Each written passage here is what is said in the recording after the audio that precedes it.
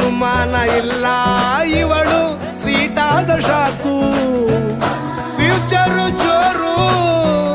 ನಾವಾದ್ರೆ ಪೇರು ಎಲ್ಲೂ ನಡೀತಿಲ್ಲ ಡಾರ್ಲಿಂಗ್ ಇಂತ ಆಫರು ಬಾರೆ ಹೀರಿಕ್ಕು ಮಾಡದೆ ಜೋಡಿ ಸೆಟ್ ಆಗಿ ಹೋಗಿದೆ ಗಾಡಿ ಸ್ಟಾರ್ಟ್ ಆಗಿ ನಿಂತಿದೆ ಬಲಗಾಲು ಇಟ್ಟು ಹತ್ತ ಬಾರದೆ ಕಂಗ್ರಾಚುಲೇಷನ್ಸ್ ಜಾನು ಈ